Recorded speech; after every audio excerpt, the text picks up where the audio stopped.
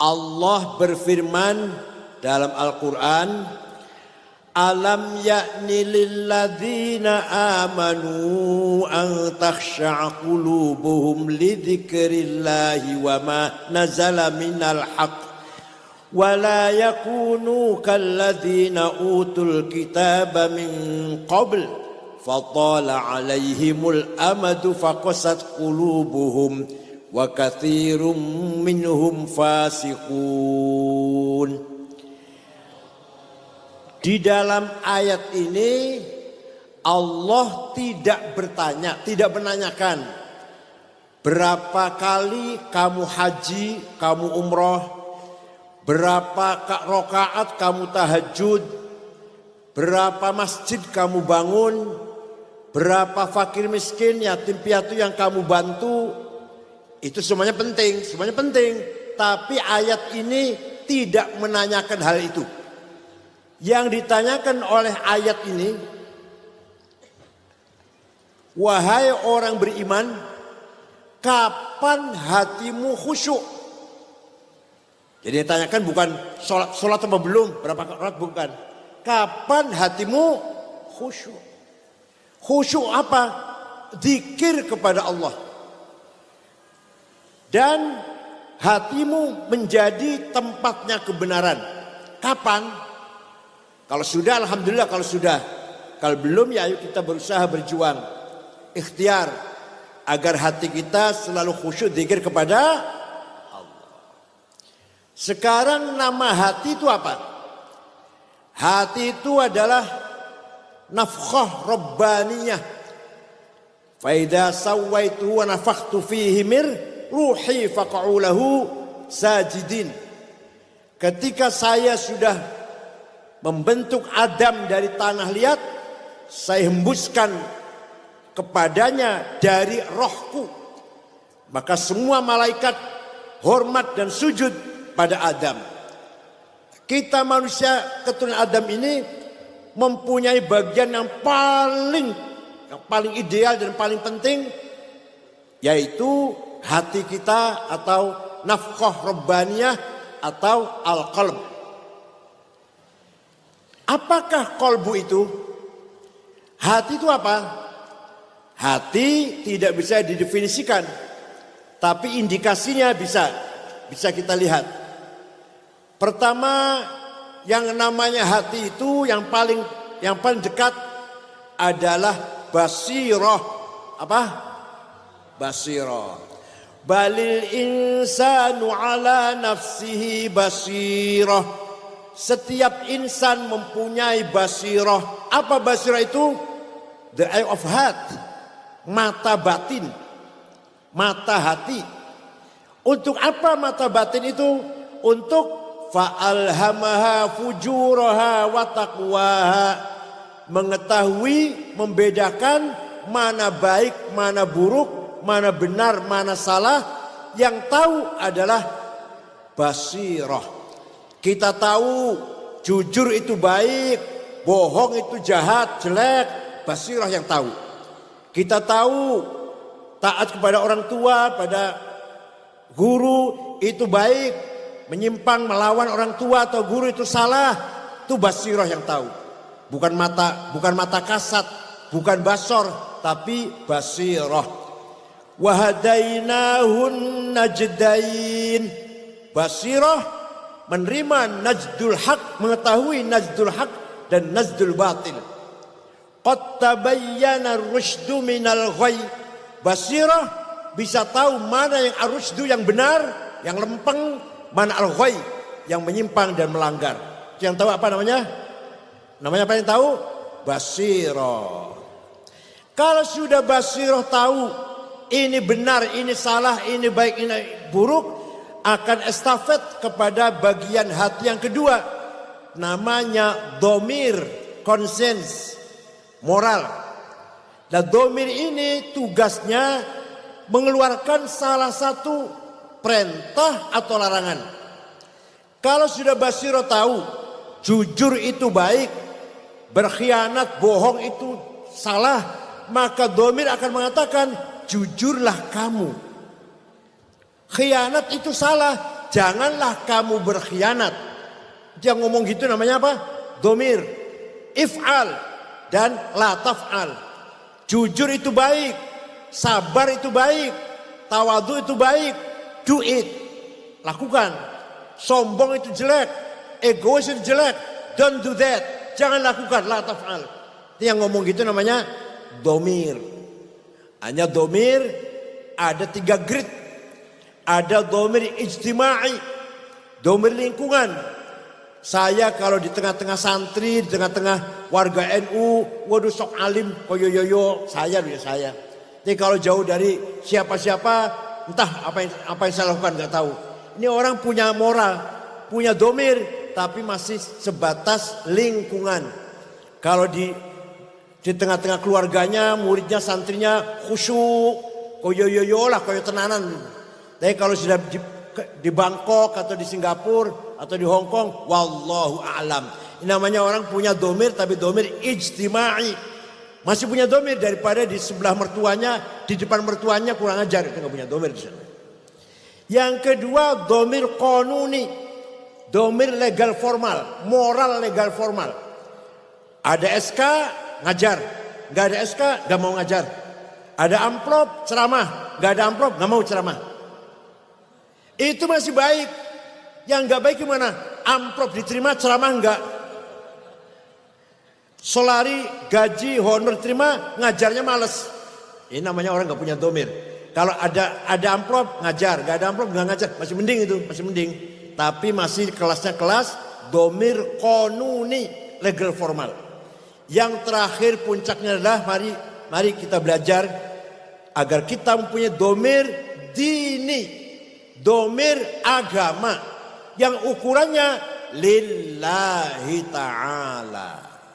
Di mana saja, di tengah santrinya, muridnya atau jauh dari siapa-siapa, ada SK atau gak ada SK, ada amplop atau gak ada amplop. Kalau memang itu baik, kita jalankan. Kalau memang itu tidak baik, kita tinggalkan.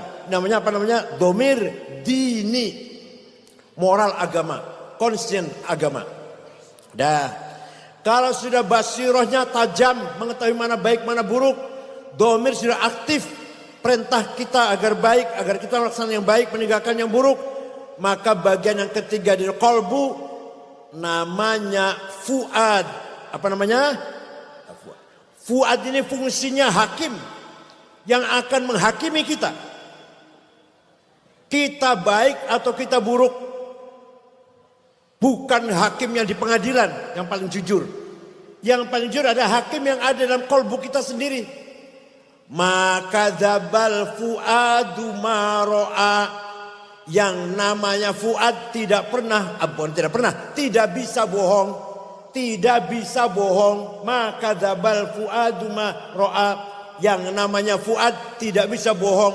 Gak bisa disuap. Gak bisa dihapusi, gak bisa. Contoh misalkan, kamu korupsi ya? Demi Allah tidak. Dalam fuadnya, iya. Demi Allah saya nggak ikut campur, saya nggak terlibat. Terlibat. Saya cuma dapat sedikit, banyak. Pernah gitu nggak? Pernah nggak gitu? Pernah ya? Dia pernah bohong berarti pernah bohong berarti. Kamu yang melakukan ini ya? Yang merusak ini kamu ya, yang berbuat ini kamu ya, bukan saya, demi Allah sumpah, saya. Pernah ya. Itu yang ngomong tuh fuad tuh, jujur banget, gak bisa bohong. Kalau hakim di pengadilan bisa disuap, tapi fuad hakim kita yang ada dalam hati kita tidak bisa disuap. Istafti qalbak, albirru matma'anna ila qalbuk, wal ithmu ma haka fi nafsik. Tanyalah pada hatimu sendiri. Kalau yang kamu lakukan itu dengan tenang, percaya diri, kelihatan orang banyak senang. Misalkan kamu bagi-bagi sembako, masuk berita senang, diberitakan oleh koran senang, langkahnya mantap, tersenyum, berarti yang kamu lakukan itu baik. Tapi kalau yang kamu lakukan itu rasanya alergi, ragu-ragu, maju mundur, tengok kanan tengok kiri, jangan ada yang tahu, istri jangan tahu, anak jangan tahu, tetangga jangan tahu. Itu berarti dosa yang sedang kamu lakukan itu. Ya, kalau kamu lakukan dengan tenang, senang, berarti yang kamu lakukan albir, kebaikan. Tapi kalau yang ente lakukan itu ragu-ragu, rasanya nggak enak dalam hati, jangan sampai ada orang tahu, itu namanya al-itsm. Pasti itu sesuatu yang pelanggaran atau dosa. Mari kita pelihara hati kita, basirah kita, domir kita, dan fuad kita semuanya melalui tarekat Nahdlatul Aulia. Ada lagi bagian hati yang keempat, namanya asrar. The power of secret. Dalam hati kita ada namanya asrar, kekuatan misterium. Maka yang dilihat maunya yang misteri, nggak mau yang kasat, nggak mau yang kelihatan mata, yang rahasia maunya. Itu namanya asrar namanya. Contoh, Gus Dur masih dalam keadaan sakit. Pulang dari rumah sakit, di rumah masih dalam keadaan sakit. Dalam satu kamar itu ada saya, ada Pak Wisnu. Pak Wisnu itu pengusaha, pernah jadi ketua Golkar Jawa Tengah. Ada Menteri Koperasi Pak Cakrawardaya. Pelan-pelan kita ngomong-ngomong, Gus Dur lagi istirahat. Tiba-tiba Gus Dur duduk ngomong begini, mengko aku bakal jadi presiden. Kita yang dengar kaget, ini Gus Dur konslet dulu. Gus Dur konslet ini. Ternyata betul jadi. Itu namanya asrar namanya. Suatu hari pagi-pagi jogging, mampir ke rumah saya, minta air minum, minta roti tawar, saya buka AC, tidur, nyenyak Gus Dur tidur, habis jalan-jalan, 20 menit kira-kira, bangun ngomong gini, begitu bangun dari tidur itu, Kang Said mengkonek sampean wis umur 56 jadi ketua umum PBNU. Persis saya 56 jadi ketua umum PBNU tahun 2010. Ini namanya orang yang punya apa? Asrar. Mudah-mudahan anggota Nahdlatul Aulia semuanya punya asrar. Insya Allah lepas atau selamat dari fitnah, selamat dari jebakan, nggak akan kesasar, nggak akan sesat karena asrarnya tajam. Ini merupakan rahasia kolbu, luar biasa kolbu itu. Semuanya punya potensi ini, hanya kita mau berusaha apa enggak. Terakhir, dalam hati kita namanya lataif. Apa? Ini kalau dirinci ya 2 bulan selama ini. Lataif itu apa? Sesuatu yang lembut, software yang ada dalam kolbu kita, yang ingin mengenal sesuatu yang lembut lagi, gak mau yang kasar-kasar. Sesuatu yang lataif kita ingin mengenal yang latifah. Di antara latifah adalah alamul malakut, alamil arwah. Itu namanya lataif. Maka para aulia, para waliullah bisa mengetahui rahasia yang ada di Lauh Mahfuz, bisa mengetahui yang ada di atas melalui khawatir, bisikan, khawatir ilahiyah dan khawatir malakutiyah. Itu datanya bagaimana? Di kekuatan hati namanya lataif. Paham ya? Maka para wali songo tahu persis bahwa nanti Islam akan tersebar di Nusantara ini. Beliau berjuang menyebarkan Islam dengan tulus ikhlas, dengan latifah, maka beliau optimis Islam akan menang di Nusantara ini. Begitu pula, ini bukan menang politik loh, bukan menang politik, menang itu artinya syiar dan diikuti orang banyak, bukan menang politik, bukan. Begitu pula para sahabat Nabi, semuanya punya keyakinan. Sayyidina Abu Bakar, Umar, Utsman, Ali, dengan hati yang ikhlas, Islam akan tersebar di segala penjuru dunia. Maka baru tahun 30 Islam sudah sampai ke India, ke Cina, 30 Hijriah, tahun 30 Hijriah. Tahun 40 Hijriah, Afrika, Spanyol sudah Islam semuanya. Indonesia sudah nyampe. Di Cina dulu baru sampai ke Indonesia. Walhasil, mari kalau kita betul-betul menjadi warga tarekat, ya, Thariqul Mu'tabar An-Nahdiyah, mari kita tajamkan hati kita untuk zikir kepada Allah. Nah, masih mau nggak? Masih mau nggak? Hati zikir pada Allah. Zikir itu ada tiga grade, 3 derajat. Pertama, zikrul asma. Yang kita zikir namanya Allah. Walaupun kita nyebutnya ya Allah, tapi hati kita ya Razzaq, duit. Gitu ya. Mulut kita, lisan kita ya Allah, ya Allah, ya Allah, tapi hatinya ya Razzaq, ya Ghani, ya Mughni. Ya, betul nggak? Itu orang bagus, zikir bagus minta pada Allah kok.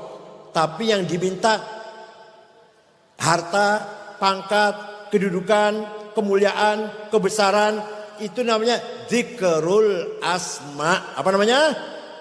Asma. Atau lagi sakit, ya Allah, yang kita minta kesembuhan. Yang kedua, zikrus sifat. Yang kita zikiri sifatnya Allah. Jadi apa yang kita zikiri?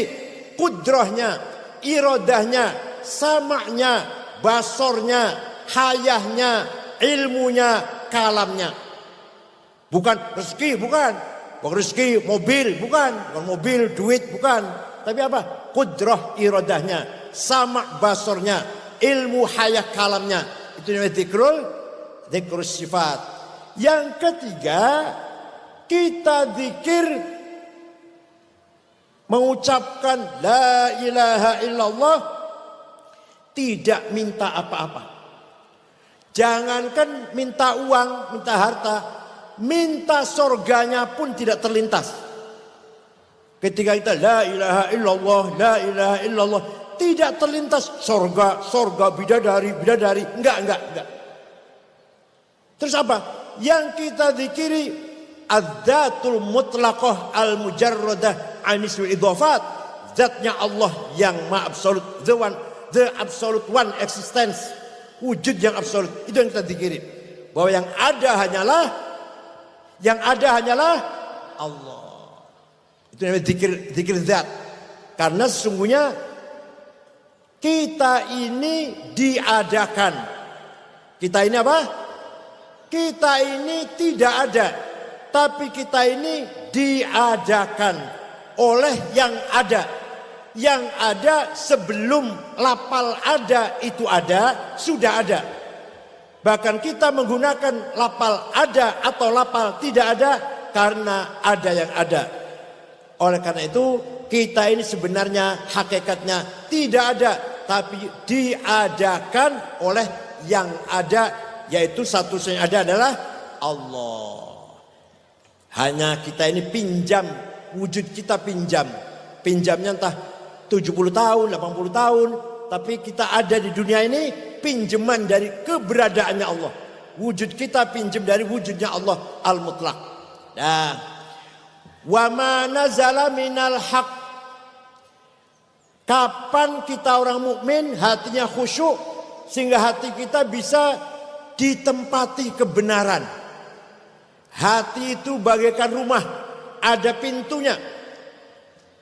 Dijaga baik-baik pintunya.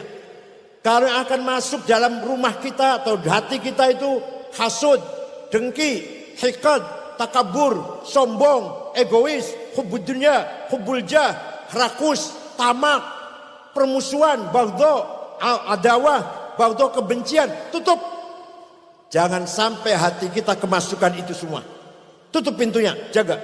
Tapi kalau yang akan masuk itu sabar, syukur, ridho, mahabbah, abad saya ma'rifat, buka lebar-lebar. Gitu ya, paham tidak? Jadi hati kita itu bisa kemasukan muhlikat atau bisa kemasukan munjiat. Muhlikat, sombong, takabur, egois, hasud, dengki, iri, permusuhan, kebencian, tutup.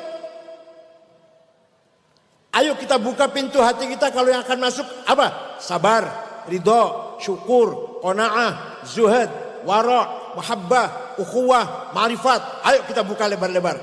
Sebab hati kita itu kalau tidak tawadhu ya takabur. Kalau tidak qanaah yang geragas. Ngerti geragas? Geragas. Tamak. Jadi hati kita kalau nggak dimasuki qanaah, zuhud, ridho, yang masuk geragas, tamak, ambisius. Terserah mau dimasuki apa hati kita ini. Kalau nggak dimasuki dengan tawadhu, yang masuk dalam hati kita kesombongan. Kalau nggak yang masuk bukan bersyukur ridho, yang masuk adalah ketamakan, kerakusan. Ayo kita pelihara hati kita masing-masing. Wa ma nazala minal haq wa la yakunu kallazina utul kitab min qabl fatala 'alaihimul amad faqasat qulubuhum. Jangan seperti umat terdahulu. Apa yang terdahulu itu gimana? Punya kitab suci, punya agama, punya syariat, punya aturan, tapi hatinya dangkal, hatinya keras, hatinya rakus, takabur, sombong, ananiah, egois, ambisius. Walaupun haji tiap tahun, walaupun umroh tiap minggu, walaupun sudah bangun masjid sekian ratus, sudah sedekah fakir miskin sekian ribu, ya puasa Senin Kemis, tahajud tiap malam. Kalau hatinya seperti itu, wa katsirum minhum fasiqun. Kebanyakan mereka termasuk orang yang fasik, walaupun kelihatan dohirnya penampilannya seperti ulama atau seperti orang-orang baik-baik. Tapi kalau hatinya isinya hasud, dengki, takabur, itu termasuk orang yang fasik. Walaupun sudah haji, sudah umroh, sudah bangun masjid, sudah zakat, sudah infak. Kalau hatinya masih kotor, berarti masih wa katsirum minhum fasiqun. Mudah-mudahan kita semua dijauhkan dari sifat fasik. Mulai besok, mulai hari ini dan besok, bismillah, kita melangkah takhalli, proses cleaning, membersihkan hati kita. Kalau udah bersih, mari kita tahalli, proses dressing, mari kita hiasi hati kita. Insya Allah nanti puncaknya adalah tajalli, manifestasi Allah di alam semesta ini. Nanti kita melihat apa saja yang kelihatan hanya Allah. Ini tajalli. Entah kapan itu bisa sampai ke tajalli. Saya ini cuma bisa ngomongnya nih, ngelakuin belum bisa. Ngomong bisa ngomong, tapi ngelakuin nggak bisa ini. Tapi mari kita belajar pertama takhalli. Gimana caranya? Caranya belajar gimana? Namanya belajar. Pelan-pelan. Minggu ini saya buang takabur. Hasudnya masih ada. Ya nggak apa-apa. Belajar. Minggu kedua takabur dan hasud dibuang. Minggu ketiga ananiyah dibuang. Minggu keempat hubbud dunya dibuang. Lama-lama insya Allah takhalli. Paham tidak? Belajar. Kalau hari Senin saya nggak akan marah. Hari Senin. Kalau Selasa Rabu marah. Senin nggak akan marah. Belajar. Nanti enak. Nanti bisa dirasakan. Saya kalau hari Senin nggak marah, enak ya rasanya ya. Kok enak rasanya? Tambahin lagi Kamis. Ya, kalau Kamis, Senin dan Kamis nggak marah, nggak cerewet, nggak bawel, nggak galak. Kalau Selasa, Rebo, Jumat, Sabtu, lah itu galak boleh. Belajar. Lama-lama saya tambahin lagi satu lagi.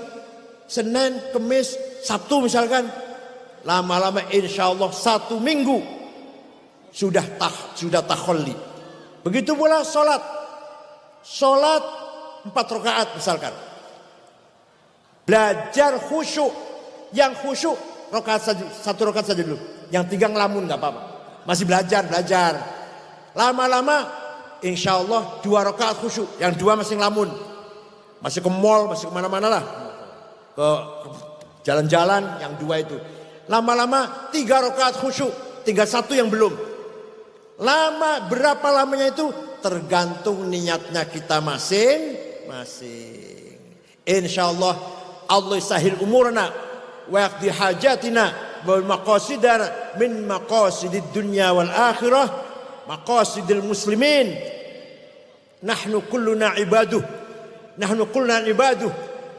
yajibu alaina an nuti'ah wa nusallim anfusana lahu.